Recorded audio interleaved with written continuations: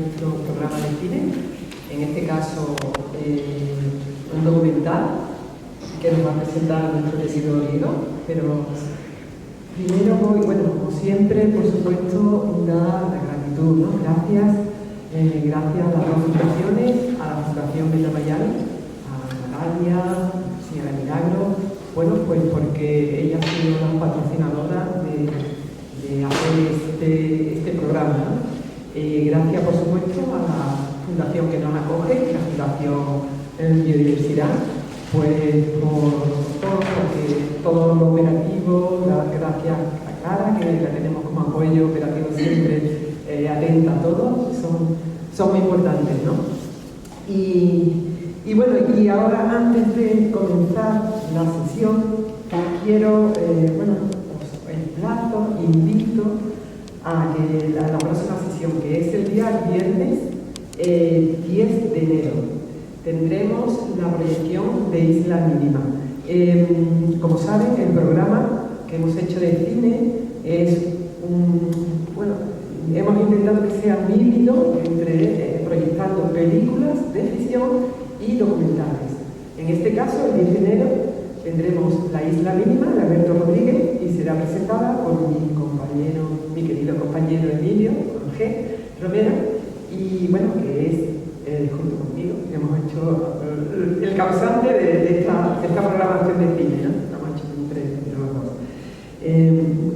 Invito también, porque eso será el día 10, pero el día 9, en esos conversatorios que se están dando aquí, estará Doñana y la fotografía. Y además vendrá, un fotógrafo, una eminencia, Héctor Garrido, que además es el que en la película de Isla Mínima, las imágenes de cabecera del principio es de este hombre. Es un fotógrafo que a nivel internacional es magnífico y seguramente que será un conversatorio muy, muy interesante. De aquí la invitación para que os emplazo ese día. Así que el 9 de enero nos podemos ver aquí nuevamente. Y sin más, pues vamos a presentar a Diego de los Santos, nuestro querido compañero y amigo ya, doctor en Biología de la Conservación. Su tesis doctoral versó acerca de la conservación pública y privada del lince ibérico. También ha sido coordinador hace poco, coordinador científico de un organismo que se dedica a los proyectos FEDER, Life Was ERIC, de Andalucía, está dedicado a la conservación de la biodiversidad a través de las nuevas tecnologías de la información. Es escritor, porque tiene un libro, aunque más de un libro, ¿no? Pero este libro, que fue un poco polémico en su momento y que se aparta un poco de nuestra temática porque es género singular, ¿no? Y guionista y también asesor documental. Ha hecho varios asesoramientos de la Fundación Focus Abengoa, algunos documentales, ¿no? Y por supuesto es el guionista de la película documental que vamos a ver hoy, Doñana, Historia de un paisaje, ¿no? Este documental es de Canal Sur, la mayor del Canal Sur, y de alguna manera un homenaje a Valverde, ¿no? Para él nos explicará. Está dirigido y realizado por Norio Parejo y producido por Pepe Álvarez. Más que nada por asentar las personas que han participado como los principales, ¿no? Y sin más le doy la palabra porque seguro que Diego nos va a decir cosas muy interesantes sobre el documental. Gracias. Bueno, pues muchas gracias a los que habéis venido, que sois pocos. Mayor será la gloria, como decía. Es una pena que los temas ya se quemen, ¿no? Y se vayan quedando en el olvido, ¿no? Y se vuelvan reiterativos, ¿no? Cosas ya de... Pero aquí estamos todavía con la bandera del tema de Doñana. Yo creo que Doñana trasciende el tema de conservación, sino que tiene implicaciones mucho más allá, ¿no? Yo soy el guionista de lo que vais a ver, y por eso estoy aquí un poco, ¿no? Para contaros. Como ha dicho Carmen, ¿no? Primero dar las gracias, me parece estupendo que haya una unión público-privada entre la Fundación Maldonado y el Ministerio y el CSIC, para apoyar la causa, podemos decir, de Doñana, ¿no? Pero lo que no podemos caer es en perder la crítica, la autocrítica, ¿no? Porque claro, en Doñana ya hay una evidencia de que ha sido un fracaso conservacionista sin precedentes, que es una verdad que se que ya es vox populi porque la gente lo sabe, pero oficialmente hay un relato que no habla de eso, ¿no? Entonces, lo interesante de lo que vais a ver, digo por poner un poco en valor, ¿no? Es que en el documental se le da voz a una parte de gente que ama mucho Doñana, pues son los habitantes del Coto y de la Marisma, que son los guardas, y que tienen otra versión de lo que ha ocurrido en Doñana, ¿no? Entonces, yo creo que el interés es ese testimonio de un contrarrelato al relato oficial, que es muy opaco, porque además, bueno, desde la conservación en España, no sé si lo sabéis, es una obligación pública de los poderes públicos. Es un mandato constitucional y después un montón de leyes. Entonces, lógicamente, hay un relato institucional, porque si no se conserva, es una responsabilidad institucional. Entonces, por eso hay esa discrepancia entre los hechos de Doñana y los relatos, ¿no? Pero vamos, Doñana, aunque Doñana se cae de la lista verde de la OICN, que es un organismo internacional, el año pasado, en diciembre, hace justo un año, que ya es un signo como muy evidente de que la cosa está muy mal. Pero vamos, cuando yo en el 2002 leo el periódico El Mundo y veo a Miguel Delibes, que era el máximo responsable de la conservación del lince, diciendo que el lince se ha extinguido en Doñana, la extinción técnica del lince, es decir, que no es viable, estamos hablando hace 20 años, más de 20 años, ¿no? Ya estaba Doñana liquidada, o sea que esto es una cosa que viene de muy antiguo, ¿no? Que es donde yo hago la tesis sobre el lince en Doñana y fuera de Doñana. Y bueno, yo creo que sin más podemos pasar a ver el documental, que pone en valor otro tipo de conocimiento. No es el conocimiento científico, que yo soy científico, que es muy limitado. Los guardas tienen un conocimiento empírico que se llama, que es que conozco las cosas porque las sé, porque las he visto desde chico. Es un conocimiento histórico, acumulado por generaciones. Todo eso se tira por la borda cuando llegan los nuevos gestores de Doñana. Entonces, parte del fracaso conservacionista lo van a explicar los guardas. Lo que pasa es que hay más cosas, que ya si queréis luego en la discusión podemos ver qué ha pasado para que lo de Doñana, el sitio más protegido de Europa, con más fondos que ningún otro sitio, sea un fracaso de conservación, ¿no? ¿Qué ha pasado en Doñana? Que es la gran pregunta, ¿no? Aquí se responde en parte, lo responden los que saben sobre el terreno de Doñana. Y Carmen, yo creo que podemos pasar a ver el documental. Muchas gracias por haber asistido.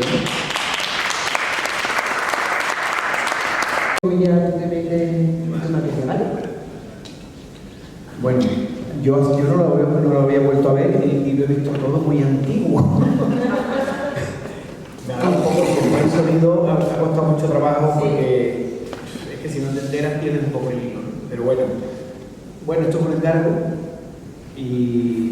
pero un poco libre, ¿no? Solo había que hablar sobre Doñana y se hizo libre. Un documental, realmente el guión es muy común, no se hace un guión como en ficción. En ficción tú te inventas una historia.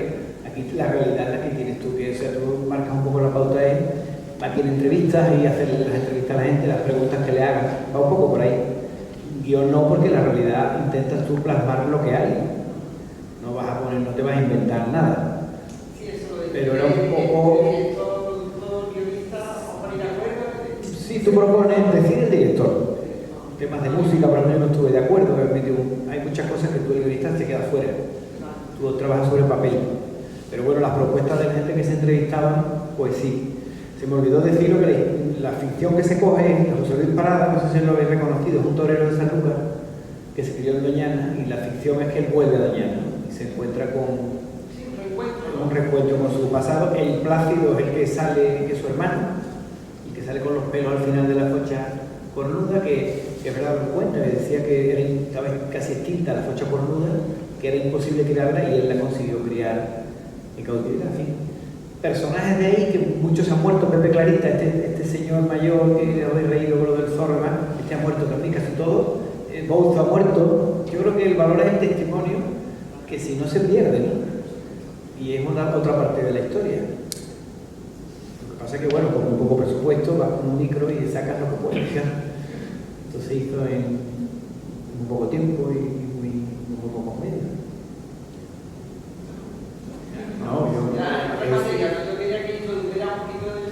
Yo por resumir un poco el contenido del documental. Uno de los pecados capitales que pasa en Doñana es que todos los paisajes mediterráneos, desde Grecia a Portugal, son paisajes humanizados secularmente, desde milenios, el fuego, la ganadería, la caza. Entonces, ¿qué pasa en Doñana? Cuando llegan los científicos, cierran Doñana y entonces quitan toda esa actividad humana que estaba contribuyendo al equilibrio. ¿Qué pasa? Pues si no hay lobos y no cazan, pues hay una sobrepoblación de jabalí y de venado que al final los han tenido que empezar a matar, claro. Si no queman la castañuela, como decían ellos en la marina, o no queman los pastos, no se regenera, todo es un matorral que no es productivo. Entonces que hay un error ontológico en Doñana cuando llegan los conservadores, que es pensar que quitando la actividad humana vas a conservar, y colapsa realmente el ecosistema de Doñana. Ese es uno de los temas que explican ellos, ¿no? Pues ellos los sur lo pasan tan mal, porque llevaban una gestión cinegética que estaba funcionando y había lince y había de todo, y cuando entran los conservadores pues empiezan a no haber de nada, claro. Es un poco lo que ellos denuncian ahí, ¿no? Lo que pasa es que no sé si es fácil, quizás haría falta un hilo, y ahora viendo digo, que si hubieran explicado un poco más de qué va todo, ¿no? Pero bueno, que pregunte la gente lo que quiera. Yo lo que percibo en el documental, perdón. Un momentito. Yo la enseñanza que saco del documental, lo que percibo más que nada, es que hay un personaje que dice, yo leo el campo, usted lee los libros, pero yo leo el campo. Entonces habría que haberse fijado más, escuchado más a esos señores de toda la vida de Doñana, y Doñana seguramente no estaría con los problemas de conservación que tiene ahora. O sea, eso es lo que yo analizo ahí. Sí, sí, eso es un poco la conclusión, claro. Luego yo no conocía el diestro de Luis Parade en esa faceta. Me ha gustado cómo lo ha hecho. Sí, sí, no está mal, yo lo hace bien, es un compromiso. ¿Tú tienes una pregunta? Me ha empezado un poco la pregunta. Era justamente ¿qué conocimiento tiene el guarda? O sea, ¿de qué le acusa el ingeniero de no saber? O sea, dice, usted ha estudiado los libros, pero yo conozco, pero referido quizás sí, que caso. Sí, que estaban sembrando el cornoque, ellos conocen el tipo de suelo por la vegetación y saben que hay suelos donde ellos conocen por la vegetación el tipo de suelo y saben perfectamente que en el determinado tipo de suelo, porque ha dicho, donde se cría el eucalipto no se cría el cornoque, por lo cual no pongan el cornoque, una cosa, eso es conocimiento empírico.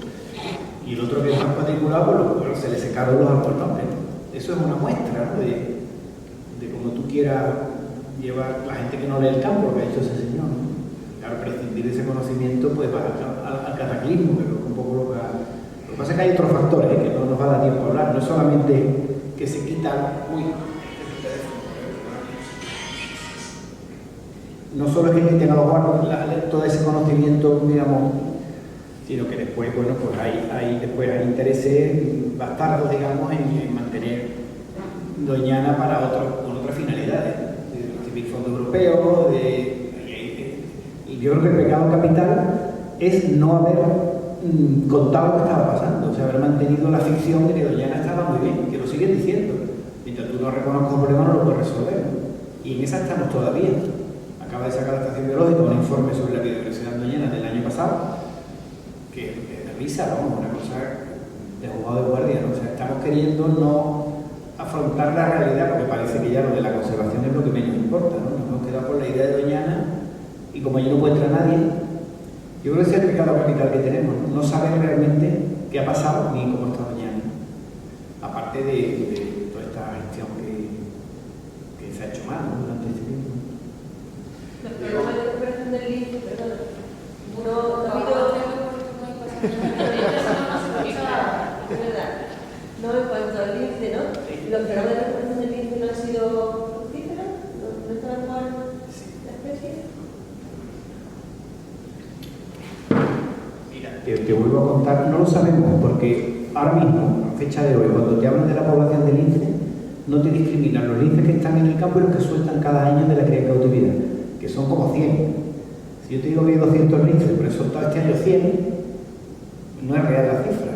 Y por ejemplo, en Doñana queda el lince porque le dan de comer artificialmente. Es un poco zoológico. Lo mismo pasa con la gala imperial, que me parece muy bien que lo haga como medida de emergencia, pero tú no puedes venderme que estás conservando cuando tú tienes un zoológico.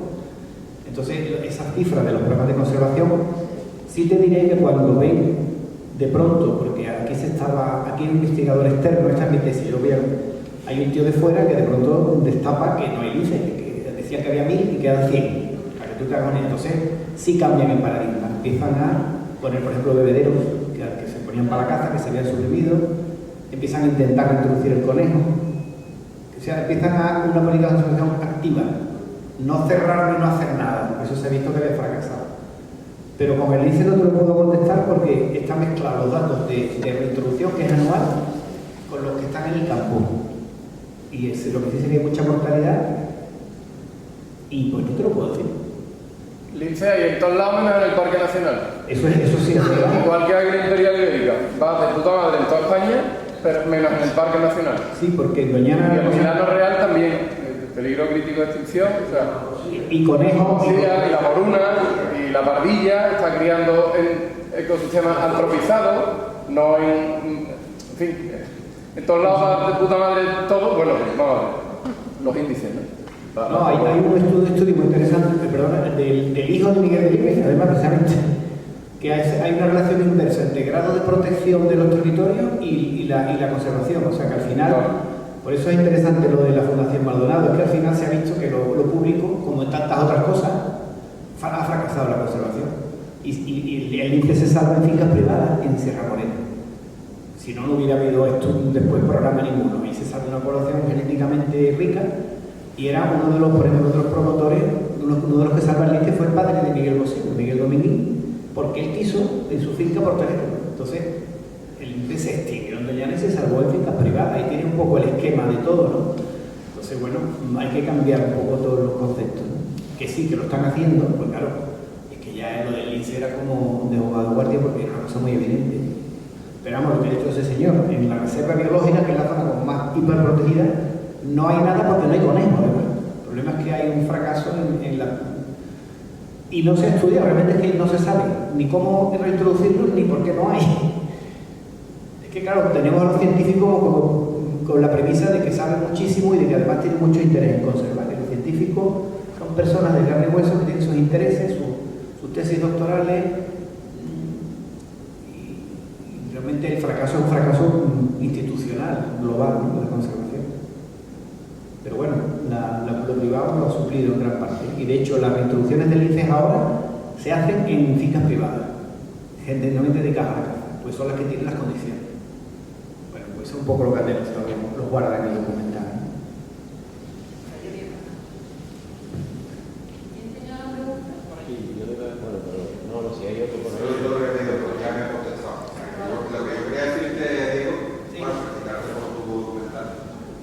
Pero que no se admite el fracaso, ¿no? Desde ese otro tipo de Doñana administrativo y meramente científico, no se admite el fracaso ante la evidencia. No se admite ante porque la evidencia. puedo hablar que también tiene culpa el cambio climático. El cambio climático es la maravilla para todo el que es la cabeza de turco. Ahora todo es culpa del cambio climático, ¿no es verdad? Lo que pasa es que, claro, yo digo que es el cambio climático. Tú no te das cuenta que todo... Habrá cosas que sí, pero la mayoría, que no haya conejos no tiene que ver con el cambio climático, por ejemplo. Está claro que no se entiende que todos esos saberes, esas actitudes, ¿no?, frente al paisaje de Doñana y al medio, forman parte también de la naturaleza de Doñana. Sí, sí. Vamos, eso se perdió ya.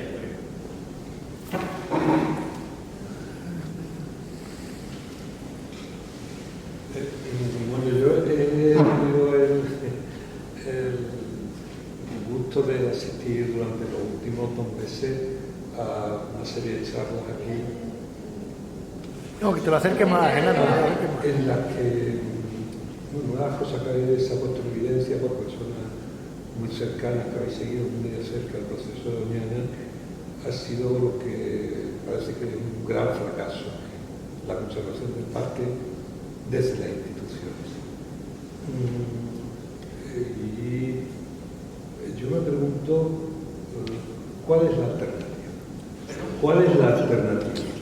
Es decir, yo pienso realmente, desde mi óptica personal, desde mi desconocimiento del tema, que propuestas del tipo un poco romántica de pensar que Doñana se podría haber conservado como estaba en los años 40 con el coto de caza, pues realmente creo que no obedece a la realidad. Yo creo que lo que hubiera habido allí es una gran urbanización, si no hubiera estado de alguna manera lo público detrás, digamos, ¿no?, el Estado. O sea, yo pienso que la importancia del Estado en la conservación de la naturaleza a fecha de hoy es esencial. Entonces, mi pregunta iría en, parece evidente que se ha fallado, pero realmente, ¿cuál es una alternativa viable, no solamente ya digamos para la Doñana, sino en general para la conservación de la naturaleza?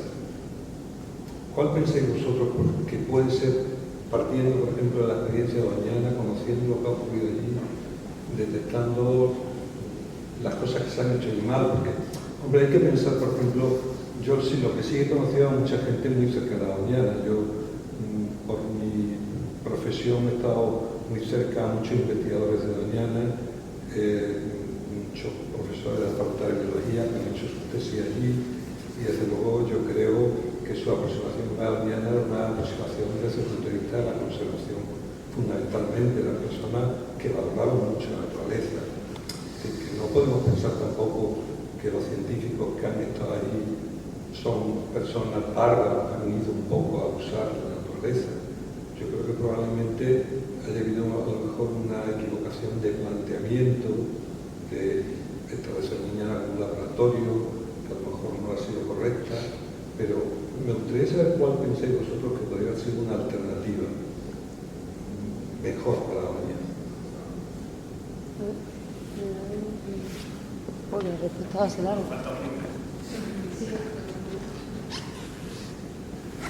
A ver, yo no tengo la respuesta a qué se puede hacer.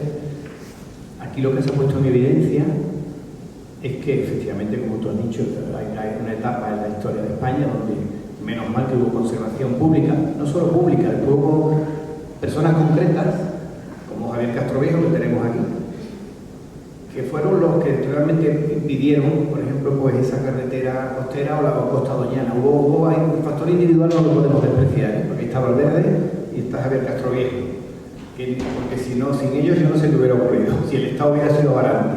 Pero bueno, es verdad que te da las herramientas, ¿no? Por lo menos para poder defenderte. Pero tenemos que buscar la excelencia, no podemos conformarnos en que hemos conservado, si realmente no hay contenido, ¿para qué has conservado Doñana, ¿no? Yo voy más allá. Yo lo de Doñana lo veo que es muy molesto. Doñana es muy molesto porque la solución de Doñana es un problema regional. Tú no puedes conservar Doñana cuando el Guadiamar te lo cargas porque hay unas minas, o resulta que el agua de la fresa no le puedes dar agua ni del Tinto, ni del Odiel, ni del Piedra, porque está contaminado por la minería. Entonces tengo que tener agua de acuífero. Y viene contaminación del polo.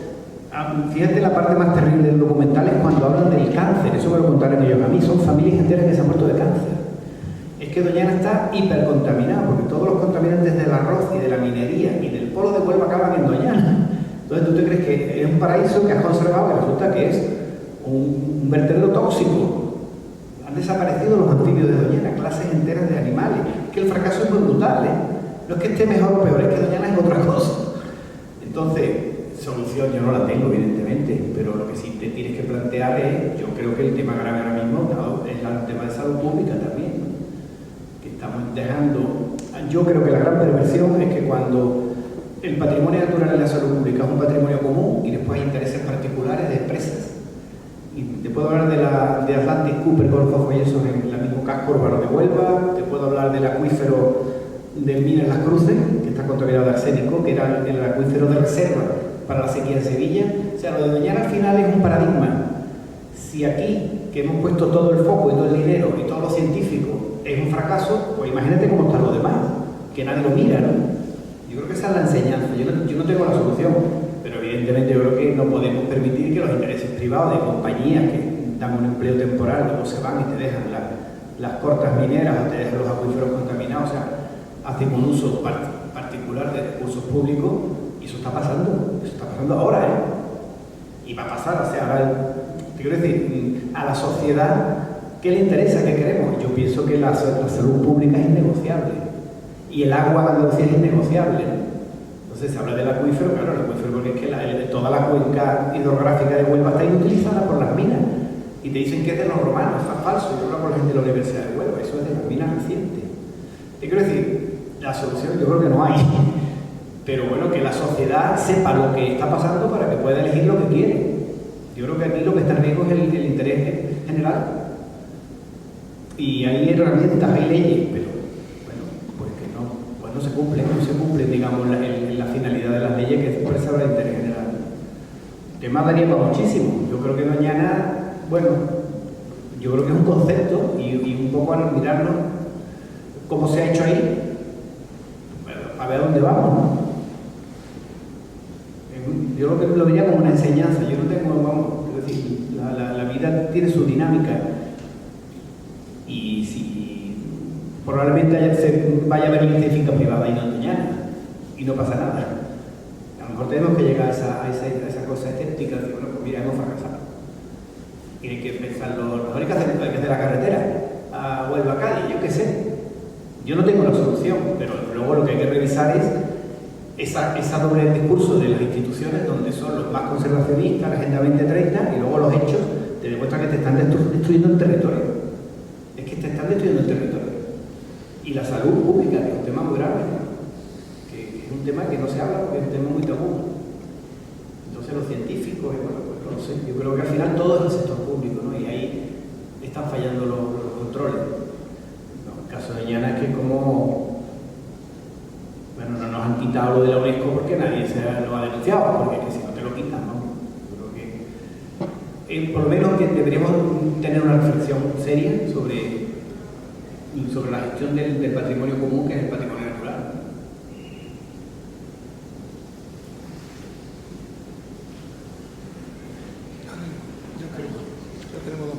Sí. No, simplemente señalar que a mí me parece que institucionalmente se ha utilizado Doñana de cara al exterior como un Edén, certificado por la estancia de los presidentes del gobierno, pasando las vacaciones en Doñana, y sin embargo en conservación estaba fallando una barbaridad.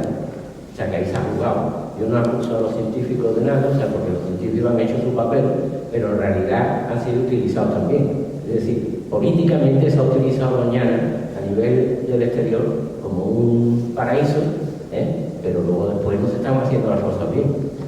Como tantas cosas en nuestra historia, o sea que no es una cosa. Ha habido un uso político continuo, se ha tragado todos los fondos del mundo, pero ha conseguido que la sociedad le dé la espalda, porque la gente no es tonta y la gente sabe que aquello ya no se lo cree. Entonces, Doñana yo creo que ya la sociedad no va a pelear más por Doñana. Todo lo que la política lo hace suyo, yo creo que pone a la sociedad en contra porque lo está utilizando. Bueno, la primera reserva ecológica de Europa, y una pena esto, no se ve un crimen, ¿no? No queda absolutamente nada. Es que la gente no es consciente de la magnitud del cambio que ha habido en Doñana en las últimas décadas. Que no, es una barbaridad. La utilización por parte de los políticos. No han utilizado a los señores estos del campo de toda la vida, que son maravillosos, que saben muchísimo, a los científicos, han utilizado todo el mundo, porque han vendido un paraíso que no existía. Y respecto a lo que preguntabas tú antes, ¿no? De los científicos que van con buena fe, yo no lo niego, ¿no? Pero hay una figura que es que son los expertos que los políticos cogen para justificar lo que hacen, ¿no? Entonces todo el que se preste a hacerle de experto a un político, sabiendo todo además que no está diciendo la verdad, bueno, es muy cuestionable, ¿no? Es muy cuestionable y ahí hay yo he hecho en falta que alguien diga lo que yo estoy diciendo. Yo no trabajo en Doñana, ni en la estación biológica. Yo no dudo de la buena fe de nadie, pero el movimiento se demuestra andando, ¿no? Pues tendrían ellos que decir lo que estamos aquí diciendo y lo guardan, que no tiene sentido.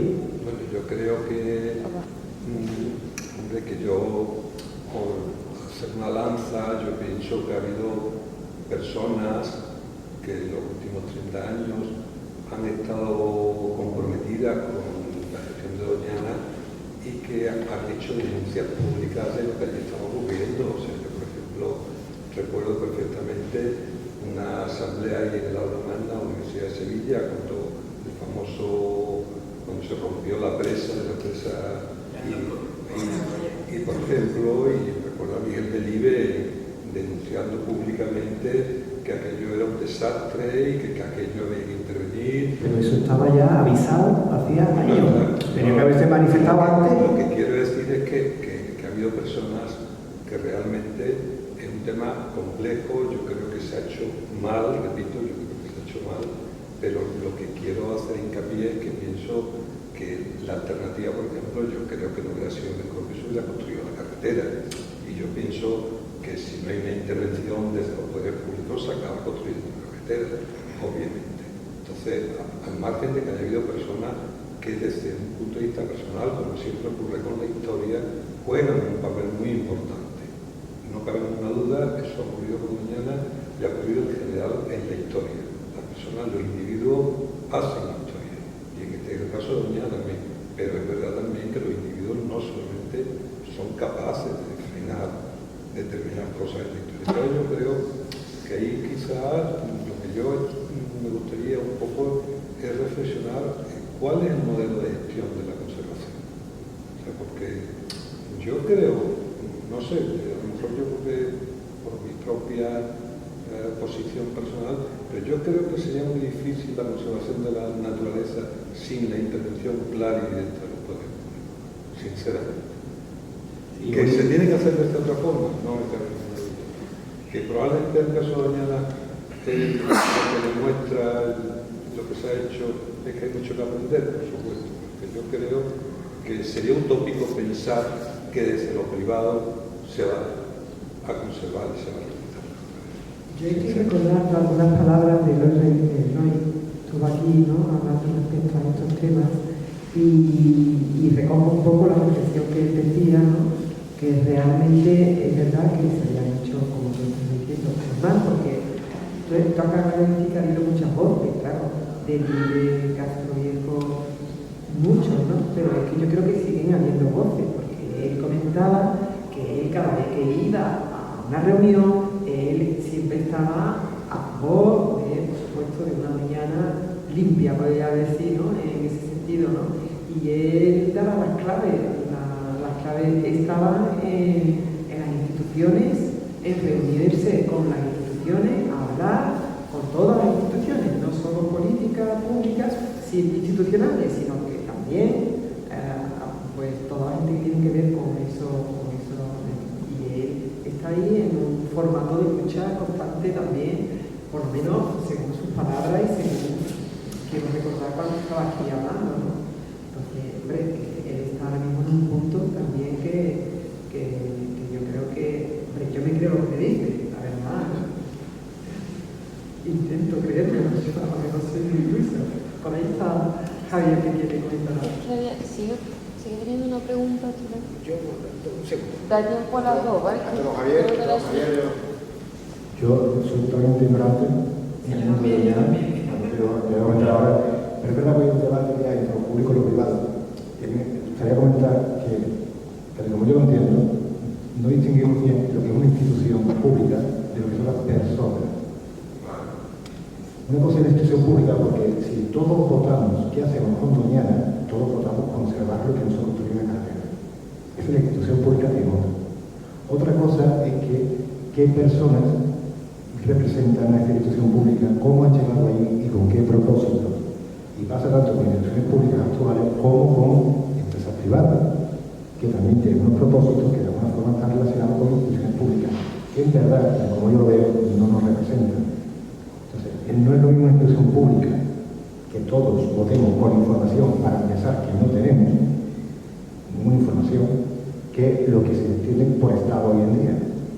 Entonces, yo sí quiero hacer una pequeña diferenciación ahí, porque yo sí entiendo que tiene que haber instituciones públicas que protejan.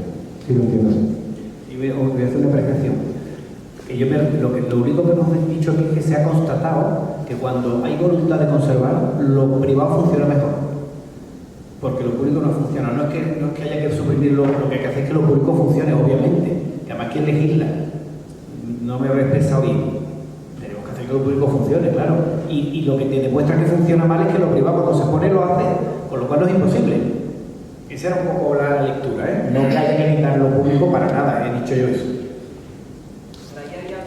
Voy a moderar un poco. Vamos a cerrar con Javier porque ya la hora se me está yendo un poquito. Pero antes me parece que había otra. Sí, pero prefiero que hable. No, está bien. Pues bueno, vamos a tarde. Vamos bien, nada. Pasaría un poco de tranquilidad. Consejo vendo que para un motivo. El documental me parece excepcional porque testimonia una Doñana que ya no existe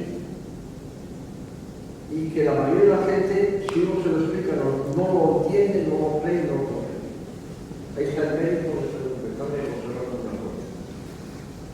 Tiene otra virtud, que se dedica básicamente a la marisma, que es un territorio ignorado, del cual no se quiere hablar y que está sencillamente destruido. No está la productividad y la vida en el coto de la marina está ahí. Bueno, testimonio. Hubo mucho tiempo, esa ceremonia se veía venir, dedicadamente se produjo.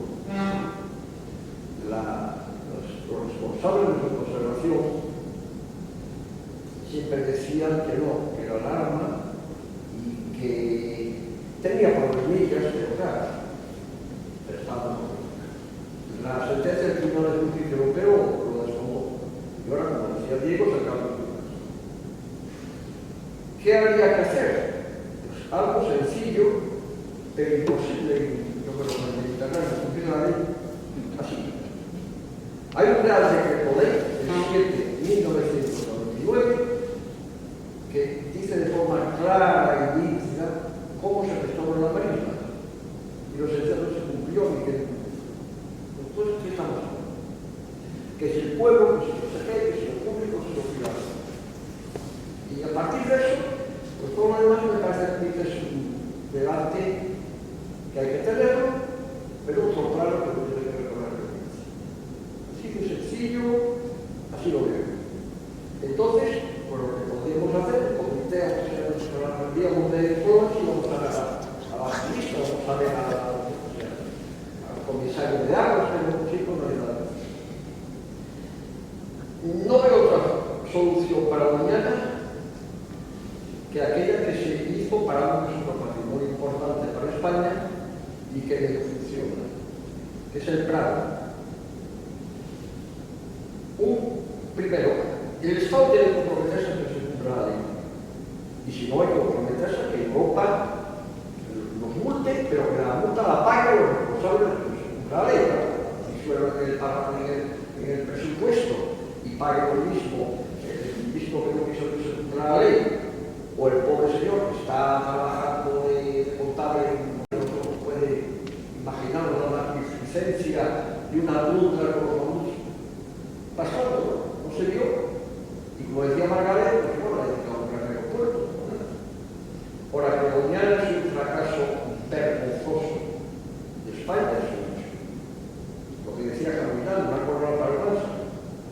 Negros noruegos, escandinavos, donaban una corona a los escolares para salvar sus fábricas en Doñana. Mira que hicimos nosotros.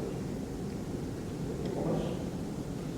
Y los elementos que hay, de lo que decía yo el otro día, creo, hablé de esto. Si se cumple el Real Decreto Ley del 7 de 1999 y las directivas europeas, el medio biológico se puede salvar. El pacto. El patrimonio cultural ya no habrá cajones, me temo, porque no se el esfuerzo, ya no se sabrá tolerar un becerro, ya no se sabrá si la margareta del almajo es mucho mejor, mucho peor que la margareta del ayuno para comer. No era la gracia, porque yo me fui al día de comunidad, se sabe estudiar muy bien, etcétera, etcétera, etcétera. O sea que conjuremos para cumplir la ley, y si no, no vemos. Es una gran cuestión del documental, porque digo, permite ver aquello que no alcanzan palabras a las mujeres. Porque era lo que se veía, lo que se oía, lo que se sentía con la que se ve el viento, el transporte del caballo, el coral de una rana, y lo que se escuchaba con aquella gente que ha vivido durante generaciones y que habla una verdadera cultura por toda la comunidad. O sea que Diego, muchas gracias por lo que digas, y los científicos como todos. A veces habría que pedirle que un cuento usan para aguantar, provocar la jornada de reflexión. Muy posible. O sea, que me pasa quizá, pero una de sus mayores aportaciones, algunos. Gracias. Por ahí, aquí, allá. ya no tenemos más tiempo. Bueno, Se acabó. muchísimas gracias. Emplazamos para el día 9 para hablar de Doñana Fotografía. Se está convirtiendo en un foro de debate estupendo. Bueno, aquí a lo mejor hay muchas soluciones por un lado por otro, pero bueno, lo importante es debatir. A lo mejor habría que plantear hacer un manifiesto al final. Bueno, eso lo podemos hablar. Pues mira, estaría bien. Por lo menos sacar algo concreto de todo esto. Sí. Porque veo que la protección de la sociedad en su gran dimensión creo que no está preocupado. Bueno, decía señora, he venido aquí en una rover, pagan no sé cuánto, solo por las dudas y vi más pájaros en mi campo que aquí. Es verdad. Sí que es verdad que Javier lleva muchos días hablando del tema de la ley. Bueno, pues el día 24 de enero, que vamos a tener aquí al fiscal general del Estado y a la fiscal de Medio Ambiente de Sevilla, pues quizás será a lo mejor... La pregunta es por qué no se cumple ley. No, pero para hablar un poco quizás pueda servir un poco de ese foro de debate sobre el tema legal. Porque a los políticos no les interesa, porque no quieren que se cumpla. Los recursos que vienen al cine. Que recursos vino al cine. Viene a Álvaro García Ortiz, que ha sido fiscal de Medio Ambiente en Galicia. Los que dicen, es decir, pero vosotros te contestáis por no sé qué molino eólico ahí arriba, porque no sé qué del oso, pero de escucharos, si ni en Doñana os hacen caso por tomar.